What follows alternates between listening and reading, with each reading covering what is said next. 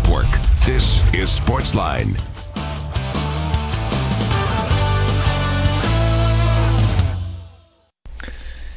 Hey there, Sportsline on your television. Steve Layman here with you. Glad you are here with us on this Monday night on NewsChannel 5+. So much going on in the world of sports. We want to invite you into the program tonight. Be a part of the conversation as always. 737-7767 is the number.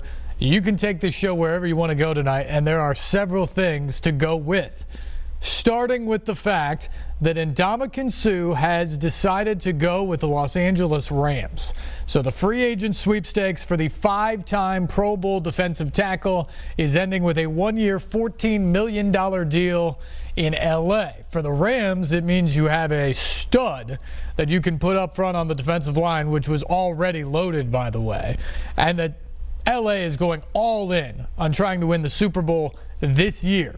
After what they did last year to win the NFC West, losing in the opening round of the playoffs with some injuries, they're all in now.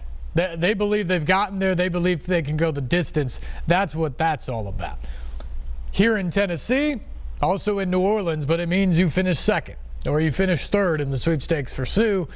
And now you have to turn your attention elsewhere. So what do the Titans do defensively to try to make up for that absence now that you're not spending $12 or $14 or $15 million for a guy like Suh? Where do you go now? That'll be interesting to see what the Titans decide to do. So your thoughts on that? Welcome into the program tonight, 737-7767. Hockey. The Predators lose last night for the third straight game. Not exactly time to panic, but it's the first time all season long that they've lost 3 games in a row. Last night's game comes in a shootout. It was a great game. Offense certainly showed up. Defense let them down at times. They had a couple of 2-goal leads in the game, and Winnipeg just kept coming back. They can score, and they can score, and they can score. Preds had a shot to get the 2 points. Kyle Turris had a breakaway at the end of overtime. His shot went off the post. They went into a shootout. Ultimately, Mark Scheifele is the only guy who scored in the shootout, so the Jets get the 2 points. Preds do get 1, now lead by 5 points, both in the Central Division and in the Western Conference overall for home ice advantage with 7 games left in the season. Still a good position to be in, but the schedule is not particularly easy. Minnesota, who just beat you on Saturday night in the Twin Cities, comes into Smashville tomorrow night. You've got San Jose, the second-place team in the Pacific Division, although the Preds have owned them this year, coming in on Thursday. Got another game Saturday at home. Then you go to the best team in the East, Tampa Bay, in the second game of a back-to-back on Sunday night before 2 more road games next week, and then one of the hottest teams in hockey, Columbus, here at Bridgestone Arena to wrap up the regular season. So these final 7 games are pretty difficult for the Preds. And they've got to win at least 10 points. So that'd be 5 outright victories, or obviously some regulation wins and overtime losses, things like that working in there, to assure themselves of winning the Central Division, winning home ice advantage. So still a lot to play for here over the final 7 or 8 games of the year. I will say this, though. I don't think it's the worst thing in the world that they have a little hiccup here. They were rolling so well and just cruising along that I think you run a little bit of the risk, and maybe this happened, that when you just cruise like that, you have a tendency to overlook the things that you're struggling with. You know, small things pop up. You're not doing them great, but you keep winning. So instead of really putting the focus on addressing those issues and taking care of it, you let them slip a little bit more and a little bit more. But if you keep winning, you don't pay as much attention to it. Sometimes you need that wake-up call to say, hey, wait a second here. We've got to address these little things before they become big things. I think all of that stuff has the Predators' attention now. And as you head into the final 2 weeks of the season, it better. And they're still playing for a lot here. And that's the other thing. If they just kept on that win streak and rolled through Minnesota and rolled through Winnipeg over the weekend, for all intents and purposes, the division and the conference would be done. home ice would be over. And then what are you truly playing for over these final 7 games, over these 2 weeks? And I'm not sure you want to be in a position where you're not playing for anything in the last 2 weeks of the season right before you go into the playoffs. So now the Preds are going to have to play this out pretty much. I mean, they may have a game or two at the end that potentially don't have a whole lot of ramifications. But through this week, and you got 4 games in the next, 6 days after tonight? This week's going to mean a lot. All of these games are going to mean something. There will be a lot riding on the line each time they hit the ice, so it better have their full attention. And I expect that it will, and that's good for the Preds. Also, good news, help is on the way. Eeli Tolvanen, the Predators' top prospect, you probably heard a lot about him, rookie scoring records in the KHL. He lit the Olympics on fire in Pyeongchang. Just a really, really impressive young prospect. Jokerit, his team, knocked out of the KHL, knocked out of the playoffs over the weekend. He terminated his Russian contract today, so he's now free from Jokerit and able to come to the NHL immediately. He is flying to Smashville on Wednesday. He could potentially be in the lineup. I doubt it, but he could potentially be in the lineup on Thursday night against the Sharks. So this team that has a lot of depth, but is also dealing for the first time with a few injuries here down the stretch, gets another piece, another 4 that they can add to the puzzle, or Peter Laviolette has at his disposal. So that is another luxury this team has as they get set for the playoffs. College basketball. Locally today, Tennessee State introduces Brian Collins. Penny Collins, as they call him. New head coach, the 18th coach in school history, replaces Dana Ford, who of course went to Missouri State last week. Brian Collins, the new head coach of the Tennessee State Tigers. If you don't know his story, it's fantastic. He's the son of a coach, grew up a big part of his childhood here in Nashville. He was a ball boy for TSU games. He grew up around that campus. Ended up playing for Rick Byrd at Belmont. Star there. Star player there. Helped the Bruins get to their first ever NCAA tournament. His first position as a coach was as a grad assistant for Cy Alexander at TSU. Was there for a couple years, goes to Cumberland, becomes the head coach at Columbia State. Actually interviewed for the job 4 years ago when Dana Ford got it. They thought at that time he didn't have enough experience. He hadn't even been a paid full-time assistant on the court at the Division I level at that point. He was interviewing for the head job. So he goes off into the Division I ranks, assistant coach at East Tennessee State, along with Steve Forbes there. Then last season goes to Illinois State, coaches under Dan Mueller, and now he has this opportunity. So now he comes home to the place he describes as his dream job, a place he grew up dreaming about and feeling like he can have an impact at, and now he comes back to try to win ball games there and pick up where Dana Ford left off and even take TSU to different heights.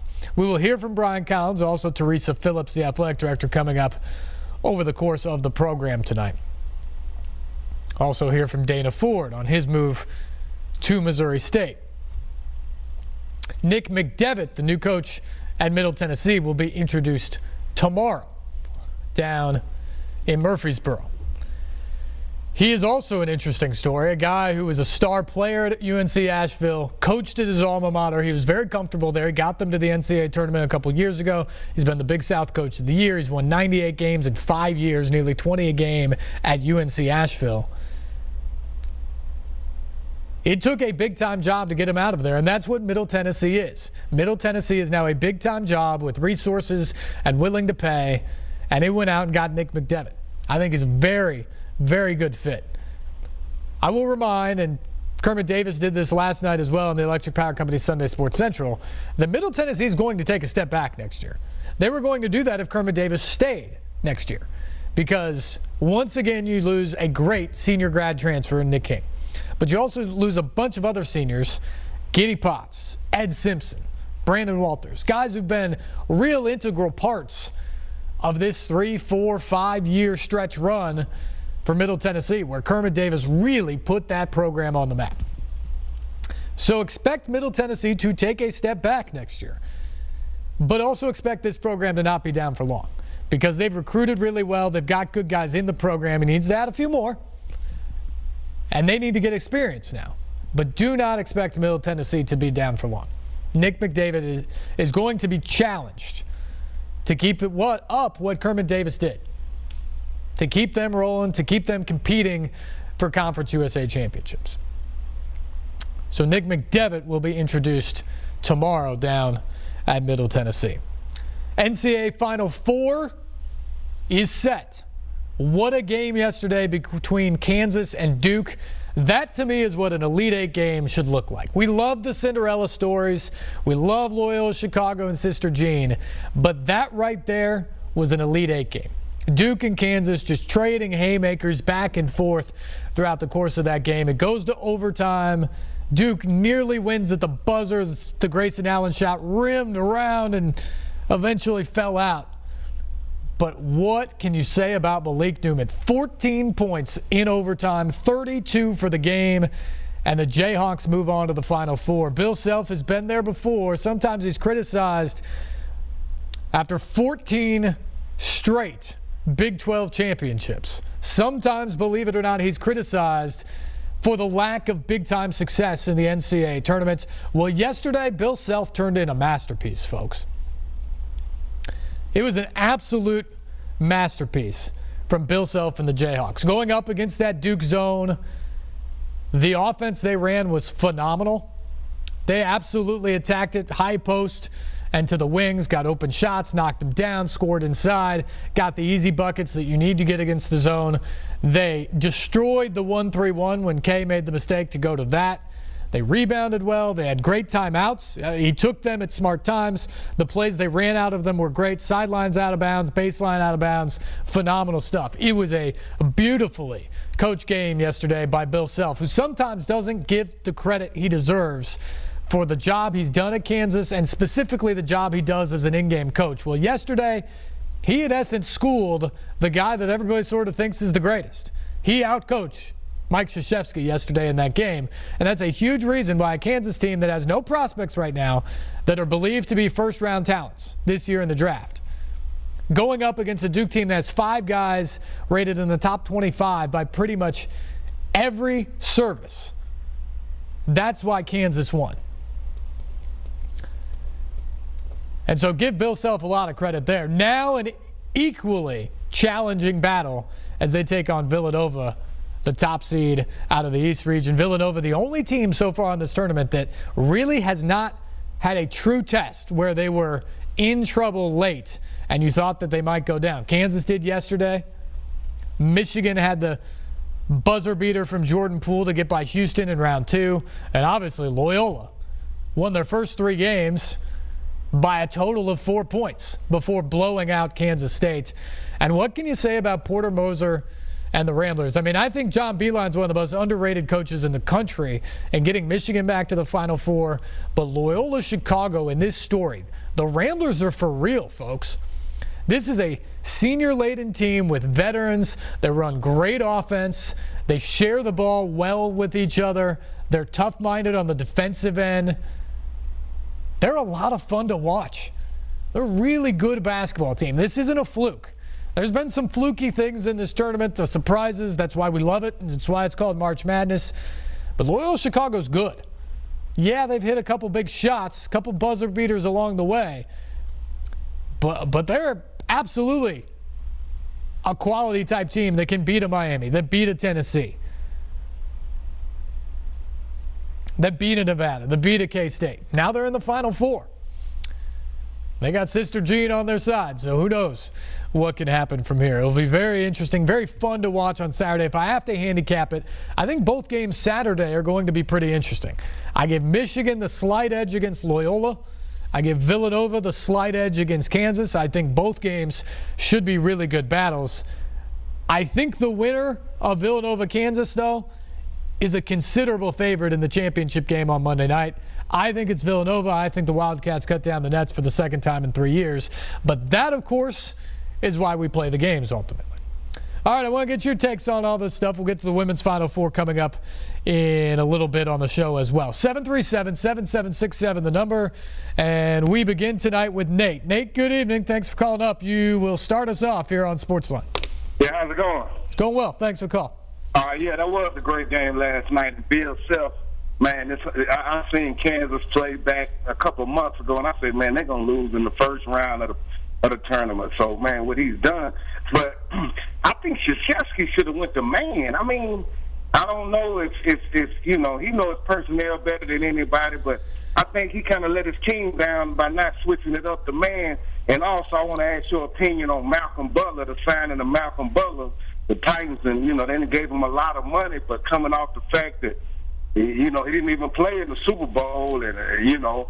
And the last thing I want to ask you about is, you know, the coach at Middle Tennessee, I think it's Kermit Davis's name. And, you know, these coaches, man, as soon as they get a better offer, they leave. But they go into and recruit these kids and try to teach them about loyalty and dedication and sticking things out. As soon as they get a better offer, they leave. And I just want to just ask your opinion on those things. Thank you. Well, Nate, before you hang up on that one, I want to ask you, in your job, if somebody came along and offered you 150% of your salary right now to do the same thing and did it in, let's say, your home state or your hometown or something like that, compared to where you are currently working, wouldn't you be pretty tempted to take that? Well, that's an interesting question, but, I mean, that's a different scenario, because, I mean, you go in the kids' homes, you look them in their face, you tell your parents you tell their parents you're going to look out for them and make sure they get an education. As soon as you get a better offer, you leave. And, I mean, it's just rampant in college sports. So, but, I mean, you know, money talks, and, I mean, who am I to say that I wouldn't do the same, but, you know. Well, Nate, I appreciate it, because I think there are a lot of people who share your opinion, and I think that's where you talk about the student athletes and the benefits we want to give them. One of the biggest ones I want to give student athletes, I'm not all in the camp of you need to pay them and all those sort of things. I think there's other way to work that out. But one thing I do absolutely believe is that if the coach that recruited you to go to a school leaves, I think you should be able to leave with no punishment. You don't have to sit out a year. You don't have to do any of that. If the coach leaves, I think you should be able to leave as well. I think that's the biggest thing I would like to see in favor of the student athletes. In terms of Kermit particularly, and look, some guys just chase money, chase jobs. I get it. But Kermit Davis was at Middle Tennessee for 16 years. He was incredibly loyal. He had multiple opportunities to leave for other jobs, and he stuck it out there and built something. He brought a lot of guys into the family and did what he could there and built some really good teams, but overall a great program over the last few years. This was an opportunity for him to return to his home state, to coach in the SEC, and, oh, by the way, have a massive pay raise. I don't know anybody in any profession, given that sticks it out just in the name of loyalty. And, oh, by the way, these schools aren't exactly loyal back to you. If you stick it out in the name of loyalty and then you lose for a few years, all of a sudden you're on the hot seat. So I certainly don't fault him for that, but I do think that the players should have a recourse when this happens to them, because they're the ones who are ultimately affected. In terms of Malcolm Butler, I don't have much concern over his play last year. Initially, I had some concern over what happened in the Super Bowl, but I'll tell you this. If there's anybody who knows the deal and what happened and why he didn't play in the Super Bowl, it'd be John Robinson, the guy with so many ties to the Patriots organization. He's the one who forked over the contract and the money for Malcolm Butler. So I think Malcolm Butler just gives the Titans a third cornerback to put back there along with the Dory Jackson, Logan Ryan. Now all of a sudden this unit that was absolutely a weakness a couple of years ago, and even last year struggled at times. Now all of a sudden I think you feel pretty good about your top three guys back there. And this is a significant upgrade for this team. So I really like the Malcolm Butler signing. Maybe they overpaid slightly, but not enough to complain about. It was a very similar deal to what the Patriots has actually offered him a year ago. So I think it's a favorable deal. I think it's a great pickup for the Titans in free agency. And I am blanking on the first thing that Nate brought up for us here. We'll see if that comes back to me. We'll go back to the phones, though, and get to Tiffany. Tiffany, thanks for the call. You're next up here on Sportsline. Hey, what's up, Steve? Now, like, I'm not worried about the Prince. They're going to be fine. It's just like what you say, you know. I be watching them play, and, you know, they be winning. It's just like they just be blowing past teams, and that can make you a little complacent. And, you know, they going to get it back on track. The last game Pekka played, I thought to myself, okay, so for the rest of the season, they need to give Soros a lot of playing time. I believe, you know, Soros can hold it down good right here at the end, and then take a breather when he needs it. But I see where in the Preds next season's tickets are selling out, and already so out. I'm like, look, the Preds is getting like the Blackhawks. We're gonna have to start going out of town to see them play, like Columbus or the Carolina Hurricanes. We gotta start going up there to see them play because they've been so good and they selling out like the Blackhawks do. You know what I'm saying? But anyway, Steve, you be cool, man. All right, thank you, Tiffany. As always, we appreciate the call. Look, I know there's a lot of fans like you that are frustrated by the ticket prices right now because they're going up. And that's what happens when you have a team that's elite like this and tickets are in so much of a demand. Because the brutal honesty is, if you have tickets and you don't want to pay for them anymore, someone else will line up right behind you and pay what they're asking for. That is just the deal when you have a team that is in demand and is winning like the Predators are right now. And I don't know what the answer to that is. I just don't, because that's what you can do when you're an organization like that. And, oh, by the way, the Preds tickets are still fairly reasonable. Now, the playoff tickets are way up there. But in terms of regular season tickets, just to get into the door in the regular season, they're still a reasonable ticket compared to a lot of places in the league. It's just hard to get your hands on those tickets right now. And in terms of the Preds, there's no panic right now at all. But I do think it's a wake-up call at this point of the year that they've got to play better than they have played. And in terms of Pekka Rinne, the great thing I see about what this team has looked like this year is Pekka Rinne has gotten some rest because UC Saros has stepped in and for the most part been pretty good for this team.